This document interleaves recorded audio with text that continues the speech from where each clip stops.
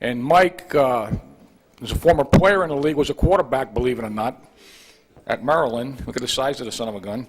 And he coached the tight ends up there, was it for 1 year? And then he moved inside and became the offensive line coach last year, and he went like 15-1 in the playoffs. So he's done a great job with those guys. Mike Tice from Minnesota Vikings.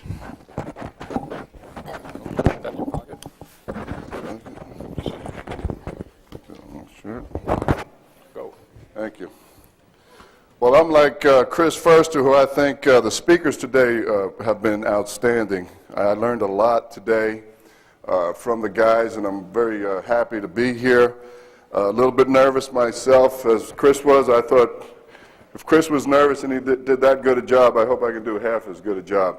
I want to talk a little bit about Minnesota Vikings philosophy as far as technique and footwork and hands. Then talk about some backside combination blocks, because really we are not a power football team. We're a passing football team. We're a finesse running game, and we have a cutback running back.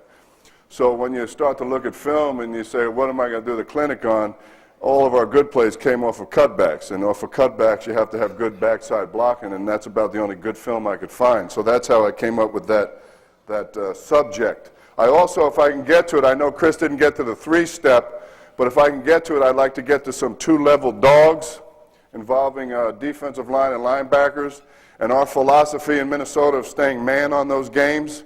We don't pass those games off.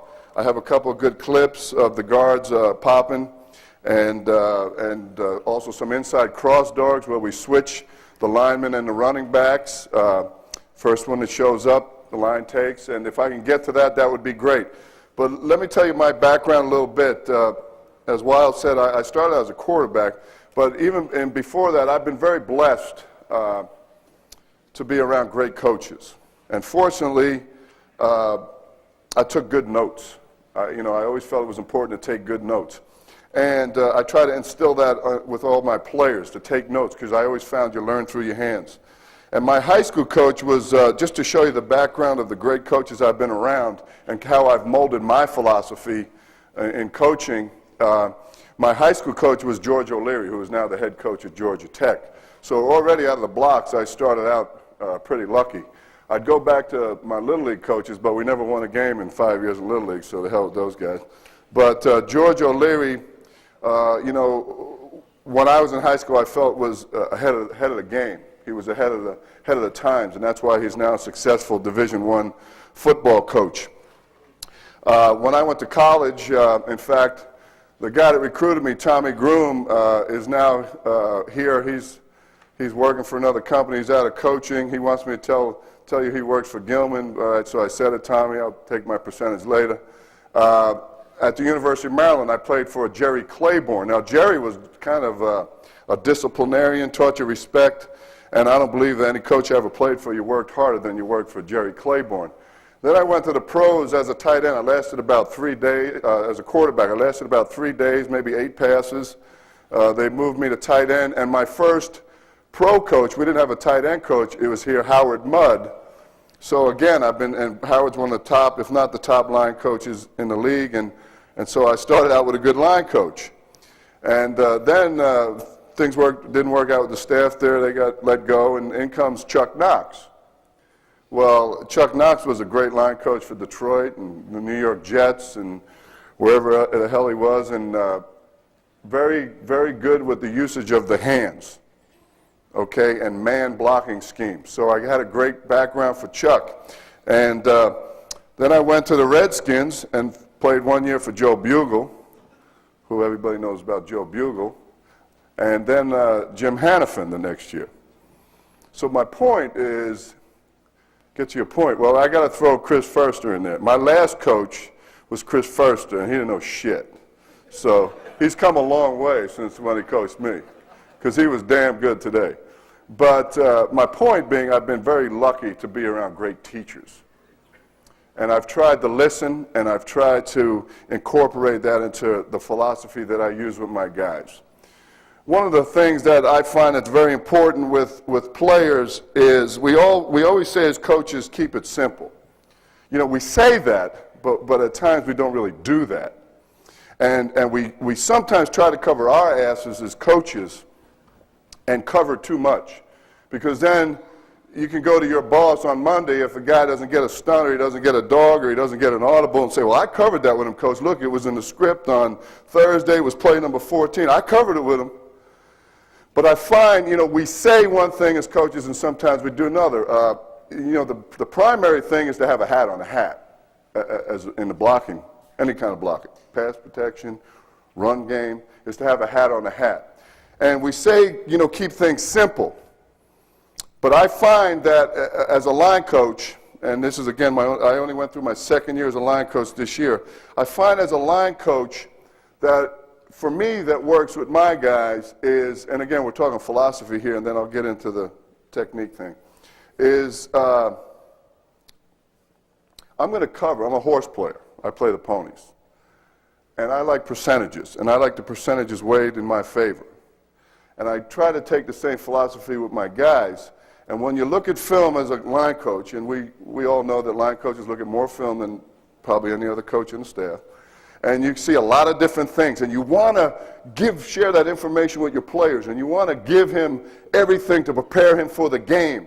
But I think sometimes when you do that, you can dilute his aggressiveness, and you can dilute his quickness, and you could take away some of his athletic ability and his explosion and his suddenness, because he was like, well, was that the one where he did, and it was that, and I think we hurt them sometimes. So what we try to do in Minnesota is we give them, and I'm sure a lot of you guys do it, but I'm sharing my philosophy, and you're not up here and I am, so this is my philosophy, is we share with them the high percentage dogs, stunts, games, and we make sure we can have a hat on a hat and eliminate mental errors in all of those areas.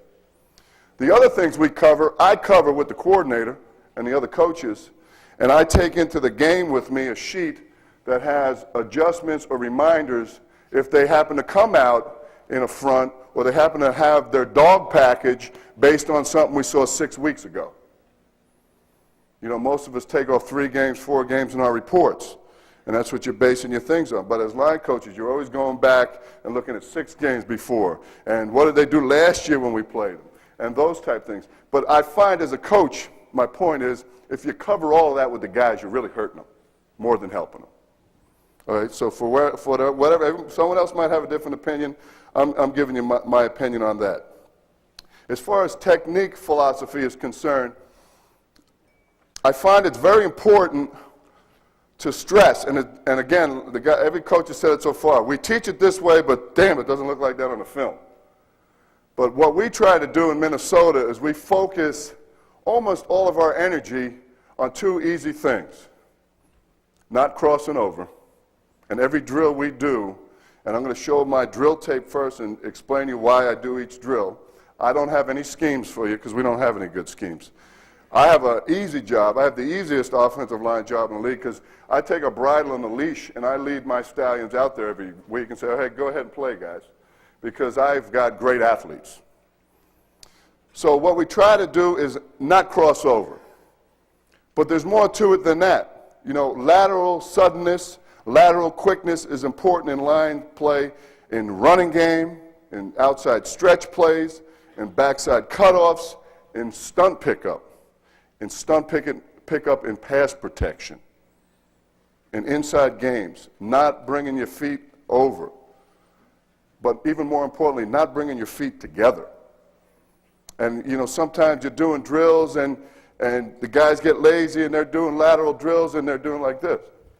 Well, that's not what we want. We always want space in the crotch. We always want space between their feet. Why? Great balance. You know, that's why wrestlers are usually pretty good offensive linemen. Because why? They've got great balance. So that's what we work on continually, over and over. And I'll show you the tape, and that's all it is. It's lateral shuffle, lateral quickness, lateral suddenness. And then another thing that Jim and I talked about last year, which is important, and I've always believed in it. Kent Stevenson and I was talking about it last night, and by the way, I'm in that video that Howard was talking about, because I was with Kent last night. But we were good, weren't we? Good cigar, too. But it's hand quickness, hand explosion, hand pop, I think we used to call it in Seattle, is how quickly can I get my hands tightly on the defender. If I got my hands on him first, if my hands are quicker than his hands, I'm going to win way more than half the battles, if I've got a good base. So to me, that it's kind of simple. It's good balance, good base, and quick hands, and God dog it, you got half the battle won, I think. Now, what's the other part of it? Make sure they know who the hell to block. You know, who do I get and how do I get them? Who's my guy and what technique am I going to use to get that player? Now, that's my philosophy. That is the Minnesota Vikings philosophy. That has been a philosophy that has been molded by me through the coaches that I've worked with. And also, you know, in our league, in any league, I guess, with the zone plays, it's difficult now. And although Howard was saying they're going to change the rule and call more defensive holding this year, it's difficult to keep that down lineman from grabbing two and allowing one offensive lineman to get to the linebacker. They grab. So what we teach with our hands is we try not to use a lot of flipper. We try not to use a lot of flipper. We try to use hands, and in the things we do, when I'm correcting the film, you hear me say, he's doing a nice job of keeping the defender away from him. Because if you get your body into the defender, you're allowing him to get into your mainframe. You're allowing him to grab you. So it's funny, you know, and again, we're talking philosophy, so I don't want anyone to get bent out of shape or anything, but we go to combines and we measure a guy's hands and we measure how long a guy's arms are, right? But then we don't teach him to block with his hands, right? We teach him to block with his head, or we teach him to block with a lot of flipper or shoulder block. So, you know, I'm a questioner. I'm always questioning things. That's why I piss a lot of people off. Is why do we measure their arms if we're teaching them to block with their flippers? What the hell does it matter then, right? If you went to a football player and you said, you're talking about weightlifting, the first thing you say is, how much you bench, right? How much you bench? Well, this is how you bench press, right? Now, every football player wants to walk around and tell everybody how much he benches. So this is the strongest lift, usually, of any football player, beyond that in the butt, right? Okay, so we teach that kind of strike, that kind of hand punch. From your stance, like that. Because why? That's a bench press. What do football players do? They bench press. You go see three players, hey, how much you bench? So that's all they ask you. So what I try to do is, and all coaches do, is just use common sense and take what they're working on and put that into your techniques. Okay, so enough of philosophy. That killed 20 minutes, so I'm good now. I want to give you some terminology, and everybody has terminology. As far as the backside techniques and thoughts, everybody calls it differently, but I have tape that I'm going to show you after the drills. And the drills, we try to work on all of these different backside combinations. And for the sake of today, when I refer to a stack, that'll be tackle and guard, and a slip will be guard and center, and a man. And you say, what's a man cutoff? If you've got a 4-3 defense and you've got a weak side running play and you're not working an inside combination, the guard is going to cut off the two technique. So, you know, I've had it described to me by Russ Purnell, who used to be my tight end coach in Seattle, who's now a special team coach in Baltimore. Russ used to use the term surge cutoff. And what he meant by that was don't jump inside the guy. Make contact first and then turn on the guy. And I always felt that was a good term, and I've always kept that term. But that's what I mean there by a man cutoff. It's not really a combination. I have some great examples of Randall McDaniel on the tape, who's got tremendous quickness, as everybody knows. It's really a quickness thing. And then scoop by the tight end and tackle. The problem with the scoops is I couldn't find any scoops that we executed that the play was efficient. So maybe Maybe we need to look at that. All the great scoops I found, the play went for like a yard. So I don't know, something's there. But let me put on this tape, this drill tape, and I'd like to talk you through it, and then put the light back on. Again, I don't have really any scheme. I'm not going to go through plays except when I coach them here. I'm not as smooth as Chris was. Chris did a great job with that play. One of the other things we look for in our running game are explosive runs, and we term those as 12-yard plus runs. And we have a running back that we feel is a very explosive runner. He's also a running back that is not a power runner, and we can't really run any inside tough man plays with him, and that's Robert Smith. If we try to run inside tough man plays with him, we don't fare very well.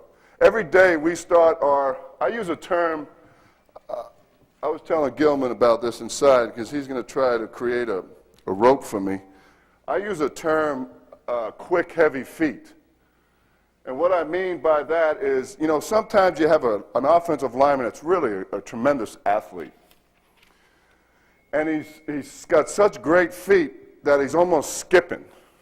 He's almost, I don't want to use the word hopping because he's not hopping, he's skipping. And what I mean by that, he's got 2 feet off the ground a lot. And you lose your ability to react, you lose your power, and so we use the term quick, heavy feet. And what I mean by that is I'd like to have a foot on the ground at all times very firmly, not on your toes, a lot of weight on one of your feet. I'd also, when I say quick, that gives them the ability to realize I cannot lift my feet very high off the ground, i.e. like a Clydesdale. I want to be running or doing my technique work with my feet low to the ground. So we kind of just every day, and I'm going to take you through a progression that we use. Some of the drills we use are strictly when we're in pads, and some are when we're not in pads. And it's a very short tape.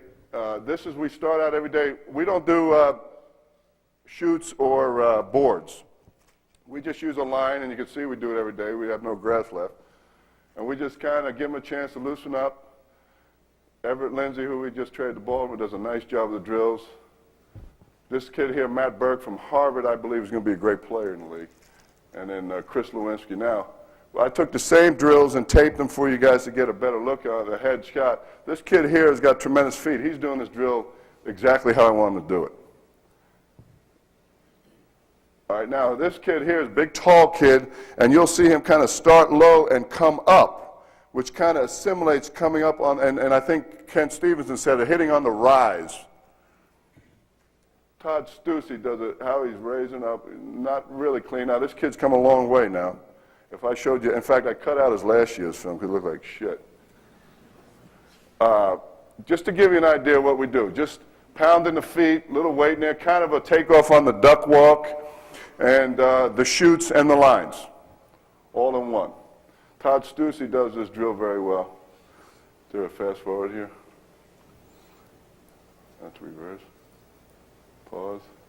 Top right. Top right. Little button at the top right there. All right. Okay, now, 45-degree angle. We start practice every day with a pad. This is assimilating the inside part of a stack block, the inside part of a scoop block, stretching out their groins. You know, anybody that's played offensive lineman, you remember that the sorest part beyond the joints, or their fingers, was always your groins. Really was, especially early in camp. So we loosen up our groins every day with this drill. We also, don't look at him doing any drills, because that's Randall McDaniel. He's a freak. He doesn't do any drills good. He's just a freak. There's nobody, in my opinion, that's been as athletic as he has that's played this game.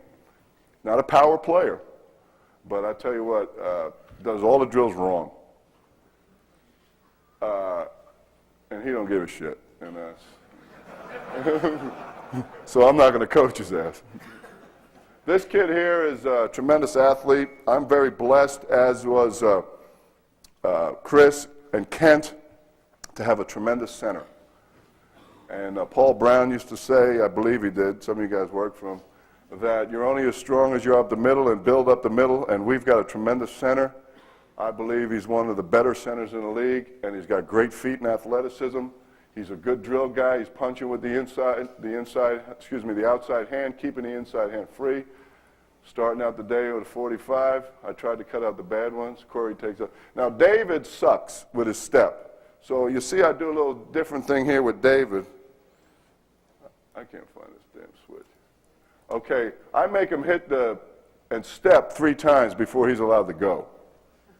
So I'll go, set, go. David will strike it and step. Set, go. David will strike it and set. And then I'll say it the 3rd time and he's allowed to go. And that's because he continually will not take the step on the inside. So I made up a term. When David has a tendency to just twist his foot. Kent. Is Kent Stevens in here?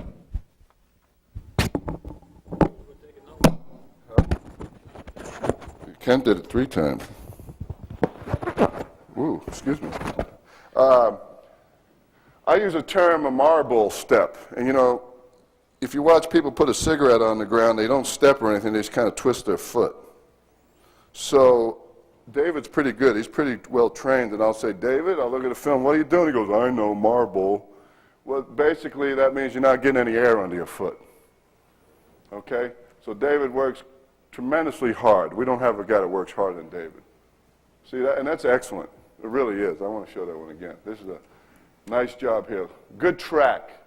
Chris was talking about track. This kid, this Berg kid, he's got tremendous feet. And there's Lewinsky. Okay, now I took the drill inside. If you look at it without the pad, this is excellent. See how he's got space between his feet there? He's getting better at it now. He's got a foot on the ground. There's no skipping involved. Planting and driving and open the hip up. It's a good start. Now, you know, you start things like that. You start the stack block like that. But you'd be a fool as a coach to sit there and tell the player, hey, I want you running after that will linebacker. Don't you cross over. And that's why I said, you know, we start everything like that, but are you going to finish anything like that? Well, heck no. There's not a guy in the league that's going to run down the field like this, chasing a will linebacker, because the will will be over here.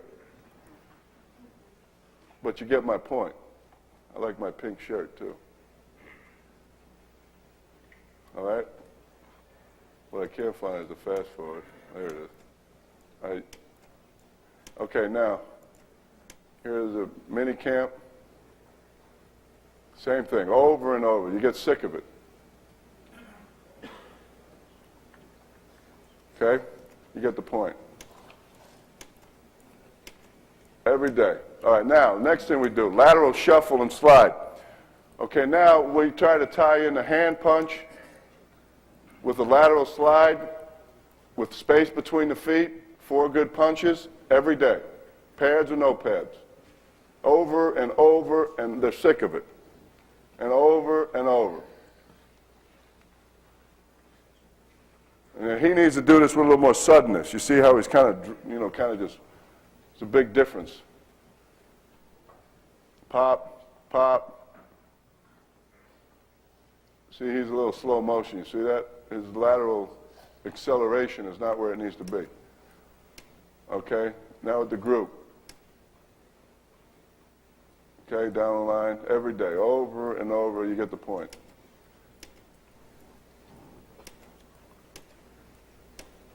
Okay, now, no pads on. We try to work a backside rip, and now with the rule changes in the National Football League, we're in a little bit of a bind because if you don't get your head across, they're going to call clipping. But what we try to do is, and I'm asked Gilman to make me a bag for this drill so I don't get anybody hurt, is him step inside because there's not a defender in the league that's going to stand there and let you block him. Step inside and him really work, constantly work for that inside chest, that inside number. And what you find a lot of times is, and there's some good shots on the tape, is they're never really going to get their head all the way across. But if they're continually working to get the head across, they're going to be able to move this guy off the line of scrimmage. They're going to be able to get some movement on the backside. And then the guy can't close down the play, as Kent said. When Kent talked about, and I learned today, about having the guys pull with a little depth. I think that was a great point. I didn't know that. Corey Stringer's lost 60 pounds. And there's the stack drill now with both. Not a bad step. Now, how long, the question came to me before, how long does he spend on the 3, on the stack block? He spends as long as this will linebacker dictates. If the will linebacker is playing inside, then basically our guard is going to give our tackle a "I'm gone" call. And he's telling them, hey, I'm out of here, you're on your own, you better get on your horse. And that tells the tackle, if you take a false step and you don't take a good open step, a good 45 step, you're not going to get the street technique. And most of the time, teams like Tampa Bay with Brooks, you can't get that guy anyway. If you take the wrong course here, you're never going to get him. And if you take a false step as a tackle, you're never going to get the 3. So based on the will, that's how much time you spend on the 3 technique. On an outside running play, away is going to be very little time. So what we're working on here is track. There's a rip, and we come work on the track. Good track, and that's basically the premise of the drill. All the same stuff over and over again. Now, we hit the sled 3 different ways. This is basically a hand deal where we go what I call a 2-point sled, and they're in a 2-point stance, and they're going to pop the sled with their hands. They're not trying to drive the sled. It's just a hand quickness drill.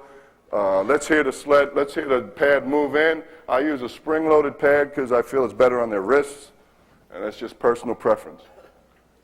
Then the second way we'll do it is, and I don't show it on tape because everybody does it, is 3-point stance, and they drive the sled down the middle, and we offset right and left. And then the third way is on tape. I'll show it to you in a minute. So this is just a hand drill. I don't like his bucket step here. Okay, now there's the last way we do it. This is a hell of a conditioner too now. They're going to go pad 1 to 2, pad 1 to 3, pad 1 to 4, and then pull around a cone and assimilate O blocks. We don't do a power game, but we run some O schemes with one guy pulling. And this is the drill here. Again, emphasizing lateral suddenness to the pad and driving back. Hands. Good body here. This kid's got tremendous feet. This kid's going to be a starter in the league.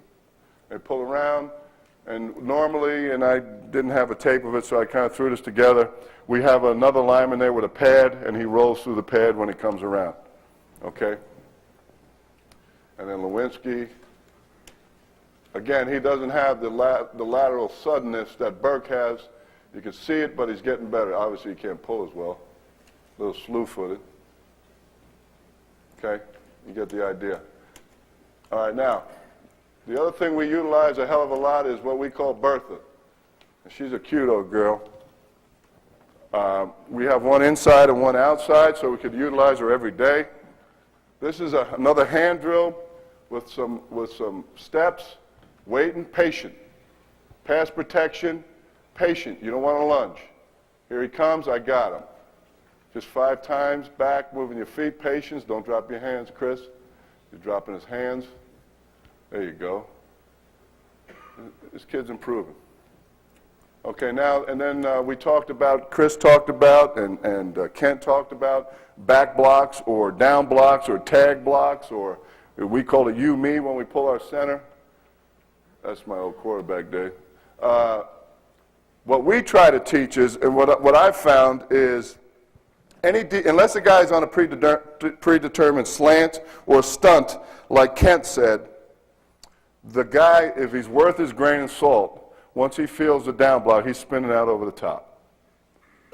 Unless he's got a predetermined spike or game or 2-level dog or whatever, if you down block the guy, he feels that aggressive down, he's rolling over the top. So what I teach is head across the bow to the inside number, and then and I don't know, like Chris said, I don't know if it's the third step, the second step, the fourth step, then back your ass out.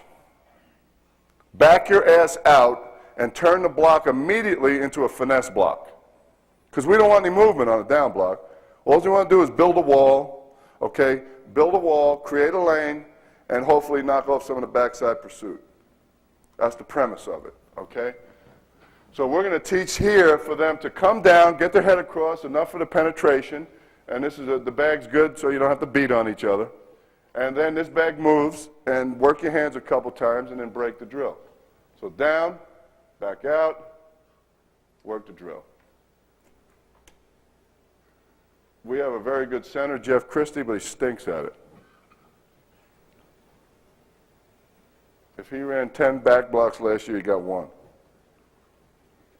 All right, both sides, good hands.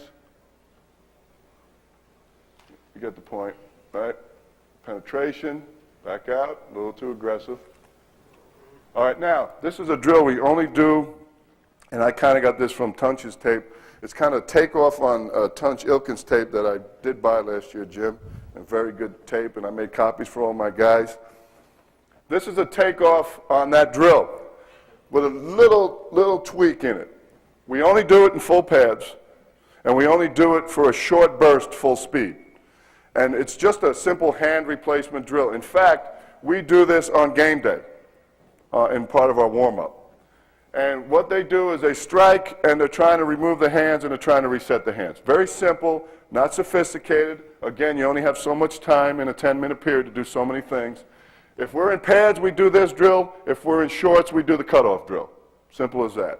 And the guys, believe me, the guys know it. They hate this drill. Another reason why I do it in only pads at this intensity level is because as an lineman, it's just a personal observation. They don't pad up all the way when they're in shorts. And I'm very concerned about finger injuries because we had one. You can get a nice finger injury as a lineman doing this drill, aggressively slapping the hands down if you're not totally padded up. So that's just an observation. But I didn't show all the guys because some of the guys don't do it very well. Christie's got very quick hands. Corey Stringer's got magnificent hands. All right, just short, they go through twice. Dixon's not very good at it. Lindsay's okay. And you get the premise. These are drills. Could I get the light, please? These are drills that we do every day. And I wanted to start out with those to show you our philosophy and what the heck that we're doing. Oh, old age. So you see what I'm talking about when I make the corrections on the tape. Again, when I show the tape, it never looks like the drills. I don't know why. The main thing, like Kent Stevenson said, did you get your man?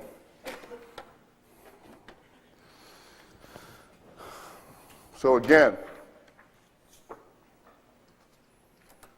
all those drills, we're trying to simulate certain blocks.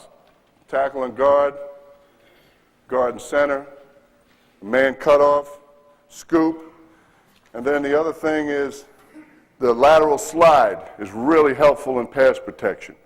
Because when you're passing off games, and all you guys know this, when you're passing off games, if you chase a line stunt with your shoulders turned, and that guy comes around, you're already on edge.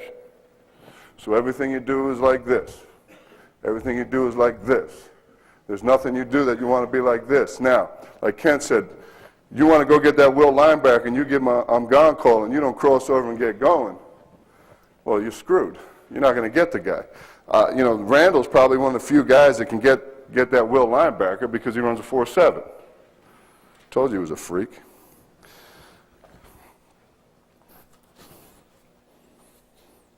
My philosophy on fumbles, I forgot to give you that, but I'm going to give it to you. I find that there's two major causes, and it really turns out to be one major cause, for fumbles. I believe the second year in a row, but I know last year we led the National Football League in fewest amount of fumbles. We take a lot of pride in that. and we talk about it.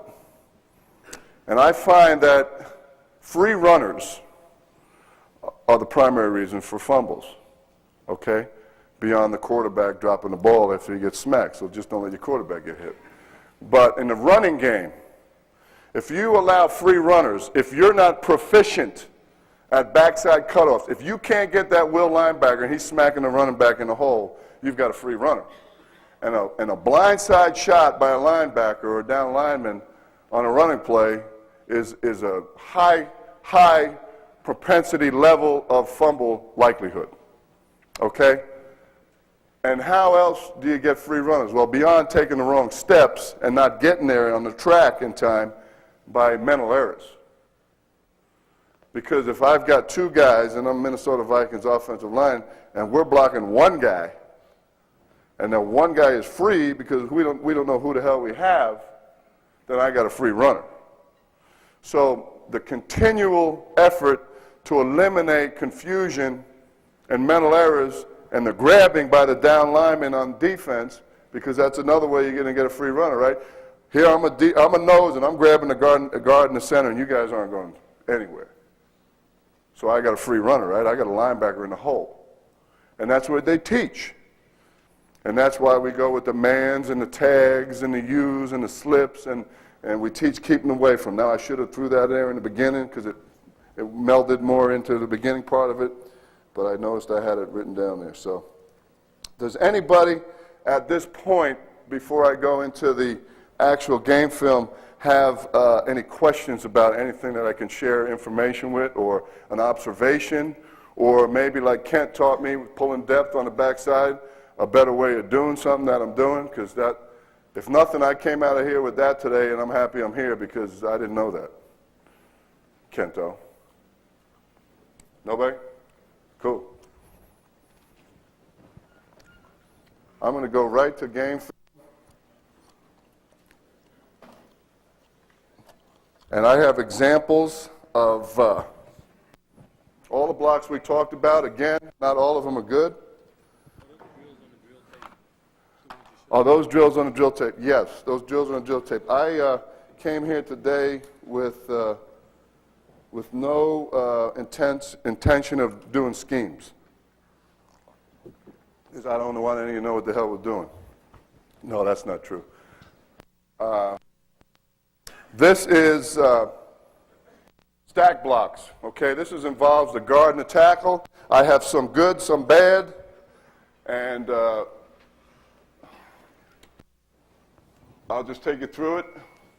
We have our outside running game is terrible, and I'm glad last night we had that meeting because Jim McNally talked about aiming point of our back. We thought we were gurus last year, and we changed the aiming point of our back. We made it wider, and he overruns almost every hole.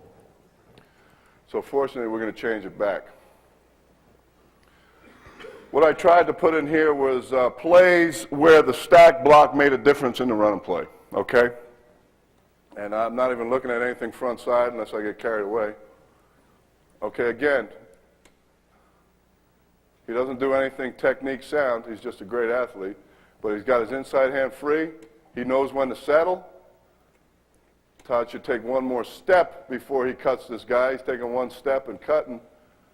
Not a very good game, this game. All right? And then what we do with our center is when we get an under defense, he's going to pull all the time. Because my center is only 276 pounds, and there's not many nose guards in the league he can block. So as opposed to what Kent says, made a good point, give me this lane here, this gap, we just smack the nose with the guard. Nice job on the backside. Good base. So it made a difference in the play. And those are the only ones I should have on here, I hope.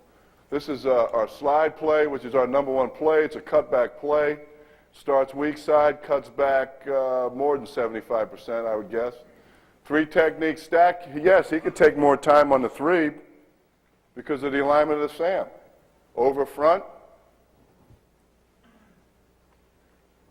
Excellent, excellent. Patience. He's a big guy. Ducking his head a little bit. So really, though, Mike, he is using more of the shoulder on the He is, and again, Jim, he is, but we don't tell him to, because I really find, Jim, that if he gets into the guy too much, just like Chris was talking about on the power play, he said, one of the things I wrote down, he said, never step with your outside foot. And he wants that guy to always step with his inside foot. Do I want him to flipper block? No. And when he does that, I actually call him flipper boy. And I want him to get his hand out, Jim, because he doesn't have enough speed to get to that linebacker if he gets into him with a flipper. You see what I'm saying?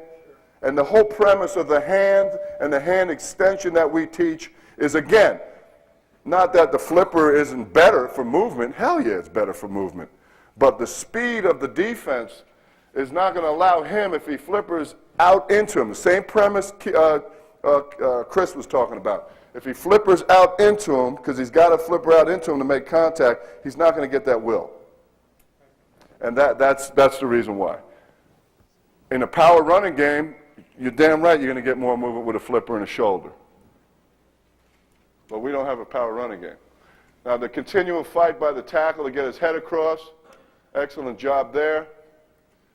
But I like his shoulders. He's patient, he's got his eyes, and Kent made a good point. You know, he's seeing the defender with his eyes. He doesn't get caught. That's another, and again, that's another reason why we say keep the defenders away from you. Keep your arms extended. You can see what's happening on that second level with your eyes if you're not cheek to cheek, if you're not mustache to mustache, if you don't have your head engulfed in there, you're going to be able to see, is he going over the top? You know, is it an E-Mike dog? Is there something happening? I can see all of that with my eyes.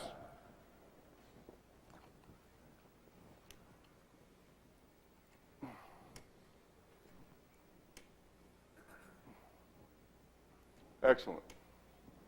Got to go. Excellent quickness. He has a tendency to step back. We try to break him of it. Sometimes you find that if a guy can't take the proper step that you want him to take, it's as easy as telling him to narrow down his stance. And I don't mean narrow down his split. I mean narrow down his stance. Now, sometimes it's hard. A guy's not as flexible. But you find, and sometimes I'll say, and if I see time and time again the guy's not taking a step, I just say, try to narrow up your stance a little bit, because that gives you the ability to step. If you got a big, wide stance, the first thing you got to do is get your feet under you so you step back. And so sometimes it's as simple as that. Sometimes it's not. This is an excellent job. Again, we're very lucky to have great athletes. Number count? Yeah. Good hands here by Stussy. Good hands. Nice extension. See the extension with the hands? Keeping them away. I like it. Good patience here by Randall. Christie is not a big guy, but he's got tremendous quickness and acceleration and smart. He's just a pleasure to coach. He's an asshole, too. Well, he's from Pittsburgh, so East Coast guy.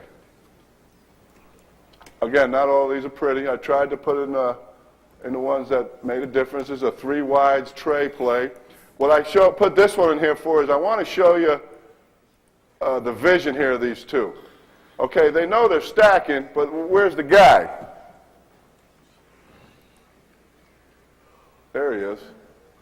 Excellent job of vision, of vision. Continually fighting to get his head to the inside. A continual fight. Excellent. Good reaction by the center, actually, on the front side slip. We call that power slip. If it's front side, we call it power slip. And if it's back side, we call it slip. Duh. Excellent quickness. Leroy Horde had an excellent year for us last year. Okay, Chicago. Okay, this is a front that was played against us a lot. This is really a 7-man box. We call it nickel over stack. The linebacker stacked. Your number count is usually wrong, so somebody's got to be left free. We make a 7 call. Simply to let the line know and the tight ends and the backside know that I'm going to take the second guy in, and I'm going to turn the backside guy free. Excellent patience with his shoulders there. I don't like him ducking his head.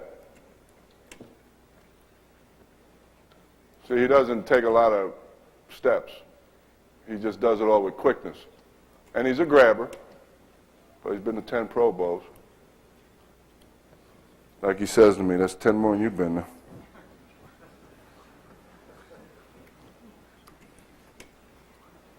This is just a nice job. At times, our tight ends were out of control, getting their feet crossed over. Now, really, unless you're chasing a guy in open space and you're running, like Kent said, and crossing your feet over, if you cross your feet over on contact, you're going to get thrown on the ground. I mean, it's as simple as that. Or you're going to get pushed back. So I'm going to guess there's a huge crossover here, which there is. And now he's just getting ejected. Excellent quickness by the tackle. This is Everett Lindsay, our backup tackle. Excellent step here by David. Nice and patient. Boom. Maybe should have went a little quicker with that alignment of that backer. I'm not a very good editor. I think I just put the same play in twice. Okay, Dallas.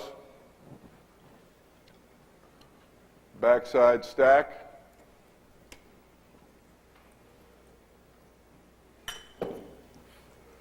Okay, he's getting grabbed. You see it? Get him away. Get him away with your hands. Get him away. Decent job of fighting, you know. Fight to the finish. You know, it's easy to say, I got grabbed, coach. It's a lot harder to fight to the finish and don't let him hold you. We can't always have an answer for him. Mike, how do you tell when the guard's going to work with the center or the tackle on the onside? When the guard's going to work with the center or tackle? We make a heavy call. Depending upon where he is in the gap, we make a heavy call.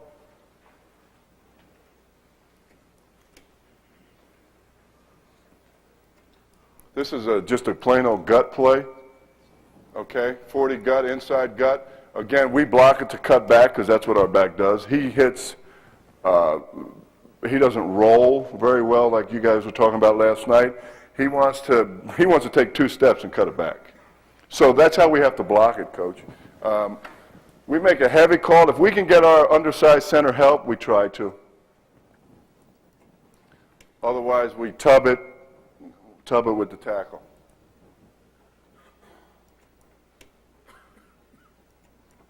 Nice job on the backside. This should be a gut again. This is a man play. This is a Ken Stevenson play. We don't run it worth a shit. So I don't know why it's in here. He cuts it back. He must have had a decent stack block. There's the Bengals under off their 34 front. Good job by David. Again, excellent job by the tackle. This is an inside man play. This kid's a hell of an athlete now. A lot of athleticism in this group. I mean, you could see that. Okay, now we got a stack block on the backside, but there again, there's nobody to stack to. There he is. Good patience here by Randall. He's maintaining contact. He's letting the tackle show up. He's got a good base. That's one thing he does have is once he gets going, he's got a nice base. Comes off, finesse, right? You don't got to go get him. Nice cut by the back.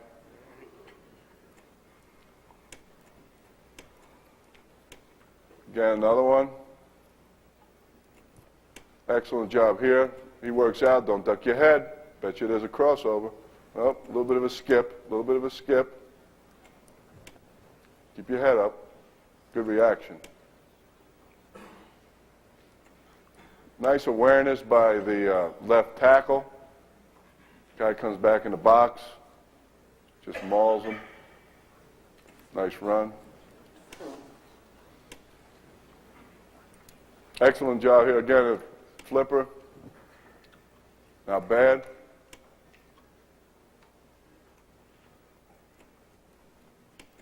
We'll get to some of these slips.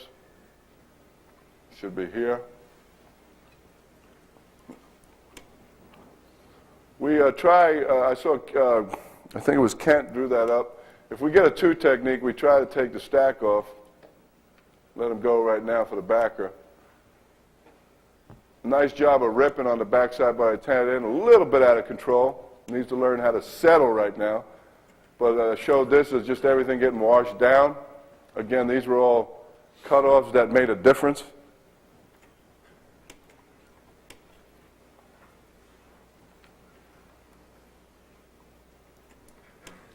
Patience here, patience. Go get him. Get your head up, honey bunny. Again, you see that tackle really fighting to get his head across, and caving in that backside really makes a difference.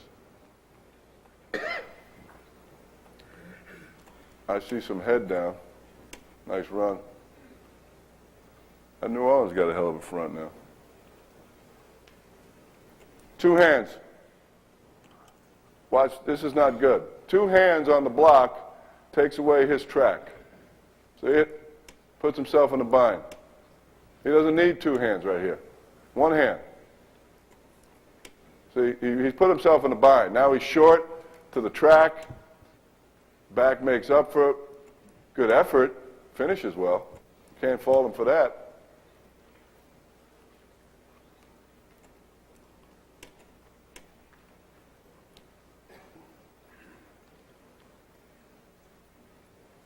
Kid can get out there once he gets out there now. Watch this. Get on my face. All right, this is nice. 2 hands. Again, I can coach 4 of these guys. But again, I want to show you the tackle, just busting his ass to get his head inside. And then he settles, he knows to settle and get his good base going. Not bad front side, not great. That Glover's a hell of a nose. Get out of my face. Get out of my face. Okay, these are slips. Not very many. That was the most of the stack. There's a few slips in here. This is our outside stretch play. We're not very good at it. What we do against an over front and 3 wides is we turn the end free when we run an outside, and we give the center the G. We give the center the first guy that shows up in the hole. So basically, our number count is always good on an outside stretch play out of 3 wides, because we're going to give the nose to our offside guard, we're going to give the will to the tackle, turn him free, and we're going to get our center out there pulling. Now we never have to check out of it, because we always have our number count the right way. And we got a center that can run like this. Now, should he make a tag call like Kent was talking about? Yeah, I think so. Why did you make a tag call? I don't know. Why make it hard on yourself? Well, I call this right here what he's doing, steering. He's trying to steer the down lineman with his upper body instead of using his feet. You see his torso is twisted and cockeyed. But we got a guard that can get this nose, even if this guy wasn't stepping out. He's going to get this nose, this guy. And Stussy runs pretty good. This is what Kento was talking about. Is this guy going to take a 45-degree step and chase this Will Lineberger? Hell no, he's not covered. Go get him. Cross over. Do what you got to do. There he goes. He's just running. Now settle. There's that arm that Kent was talking about. Exactly like that, being ready for the underneath. Hell of a run.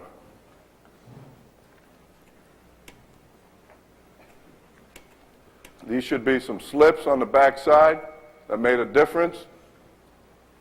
Okay? Just a gut. This is a tray play that we run. We actually, there's actually a mental error here. We got two guys on one guy, and we should be lining to this linebacker here. So we'll skip over that one.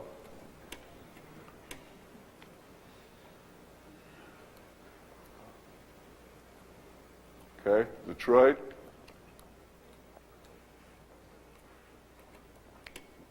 Okay, he's taking a 45. He's got the good approach. Good settle. Nice job. Staying square.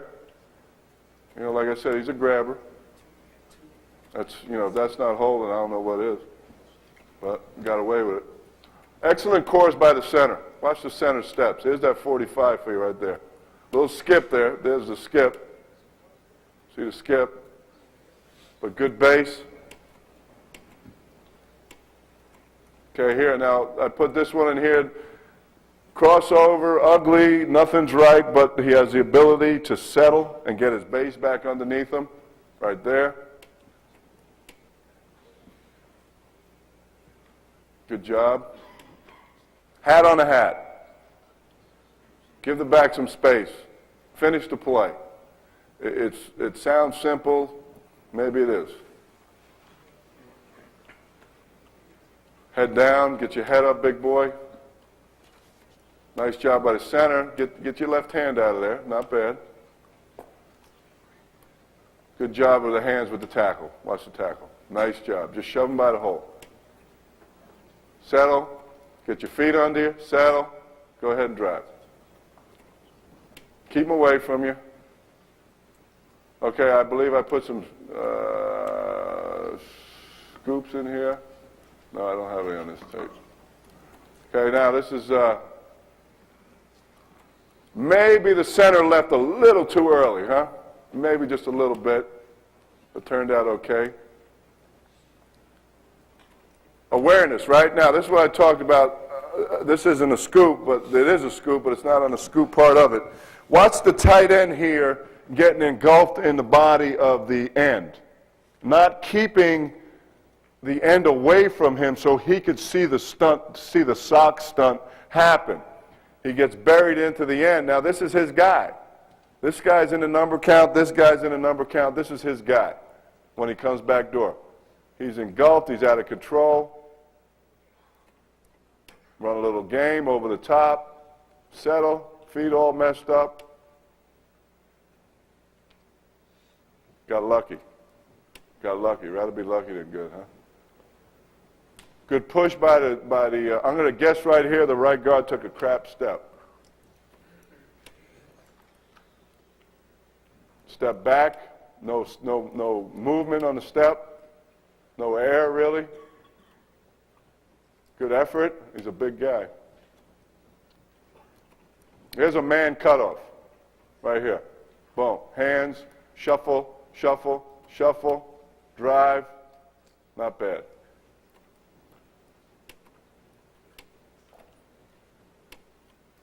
What do I got here now? Okay, now here's your 4-3 fronts. Just some man cutoffs. And it's all surge to stop him from going lateral, and then quickness. That's all it is. Now Randall's outstanding at it. He's out of control.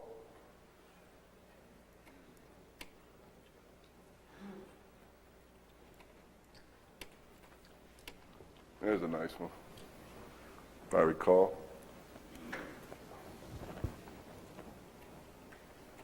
We saw this one already. All man.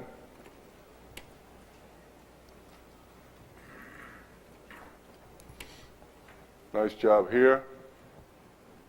Okay. Head down. Good feet though. Turning, hitting and turning. Hit. Turn. Don't stop your feet though. Now he's wrestling with them. All cutoffs that made a difference. Explosive runs, 12 yards or more. You get that backside, you're going to get a few of them. These are not all explosives, by the way. Okay, now he's not getting inside of him. Got a little bit of a spike going on, a slow motion spike by Luther. Ducks his head. Takes a good inside step, so he does that right. And he just fights and fights and doesn't cross his feet over, doesn't get thrown, and does a nice job of finishing.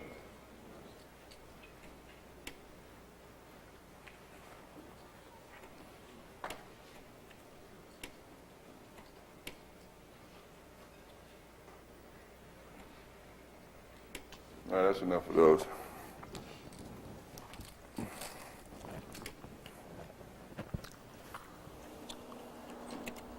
I'm going to put in a. I'm going to go away from the runs and go to the protections real quick, so I can at least cover some protection. I'll fast forward. It's on the same tape. I got about 10 clips of pass protection in here that I'd like to share with you. What we try to do on. Ooh, that's a nice shot there now. This is a good one to finish on. Watch this kid here. Now, he had to come in and play right tackle for us. He's more of an inside player. We had 2 tackles hurt. But turning and excellent base. Good hands, keep him away. Now go ahead and run now. Ooh, even. That's Burke, the kid from Harvard. I like that kid a lot. He's a good find for us. We're really excited about him. I believe he's going to be a starter in the league. Okay. The philosophy on the stunt pickup, as everybody knows and everybody teaches it, is, keeping your shoulders square and taking up some kind of space. Bugle used to use the term body presence, making sure you got some kind of space taken up. We've got, a big guard and a big tackle that could take up some space. I'm going to show you some dogs. Just talk to you briefly how we try to stay man on them, and then open up for a couple questions, and then I'll let you move on. I'll stay ahead of schedule. Okay, there's a high propensity to run cross dogs in the National Football League nowadays. And what teams like to do is obviously deal in confusion, and again, try to get 2 guys to block 1 guy. And first of all, we try to get some cheats on it by the alignment of the backers and the depth of the linebackers when they're staggered. And we tell the line to don't panic. If he's not your guy, he shows up first, you take him, stay square in him, and then we give our back the second guy. And I'm sure most of the guys handle it that way. Randall has the Mike linebacker. He's hot. It's scat protection. Randall stays nice and square. He's tremendous at pass protection. And the back comes over and does a nice job. No panic, no confusion, not passing it off, staying man, nice and smooth. Okay? They like to run the inside cross dog off of a 4-2 look. Okay? When we have a E Mike, this is an over front, rocket right, and when we have an E Mike stunt or an E Will stunt, 2-level dog, we never pass it off. We passed it off 1 time in the last 2 years. We had a backup guard come in and pass off the stunt. We ended up with 2 guys on 1, and our quarterback almost got his back broken. Confusion. We try to eliminate some confusion. We keep the tackle on the penetrator at all times, and we try to at least smoothly. That 84 is not bad. He's okay. We try to keep our feet from crossing over. We try to be patient with our feet and just shuffle, shuffle. Randall's got a great feel for this. Not a very good step right here by the left tackle.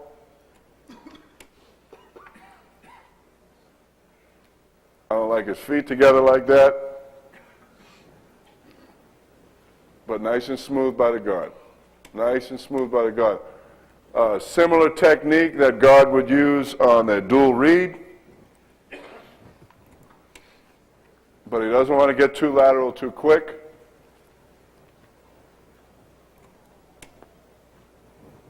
Okay, should be a cross. It's an inside cross. That's not Christie's guy. Yeah, it is. So at this time, it's his guy. Nice and square. Nice and patient with his feet. Nice and patient here. Drops his hands. You can see that. Nice job by the back. Nice catch. Again, excellent, smooth job. We got a hot here. We've got a hot. It's just an under, but a nice job by the guard, nice and smooth. Left tackle's a little out of control. A lot out of control, actually.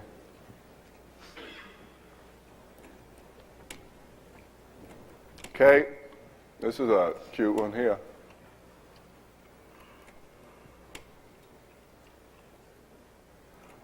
Nice and patient by the guard. We got a Robert. He lets it go. Nice shoulders by the center. Nice shoulders by the center. Excellent feet by the guard. Give him a little body presence there. No rush. Take your time. No rush. Lots of body presence. Ugly play. Cross dog. I want to show you the patience of the center here. No panic. Can read it. Obviously, they're tight, they're staggered.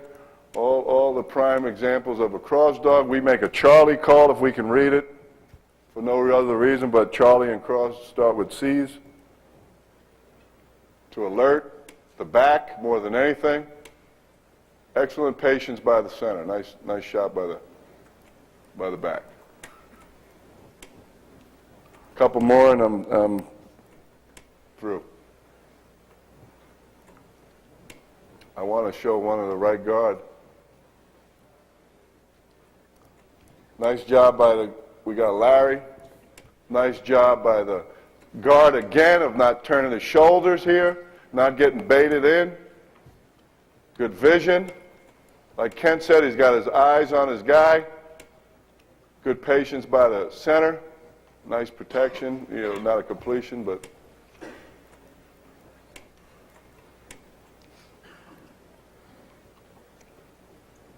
here's that dog we were talking about last night, off the over front. Oh, this is under. My bad. It's a nickel.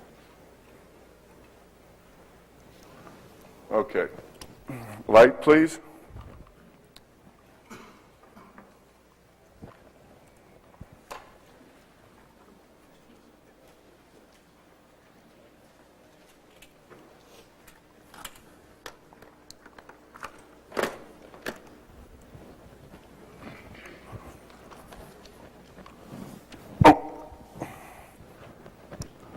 Too many text blocks.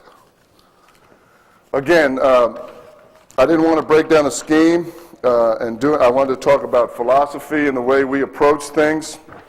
I'm going to be here the rest of the day and all night through the morning. If anybody wants to grab me, I'm more than happy to share technique ideas with you. If you have a better way of doing it, boy, I'd love to hear that too. And I thank you for your time. Does anybody have any questions? Anything? Thank you very much.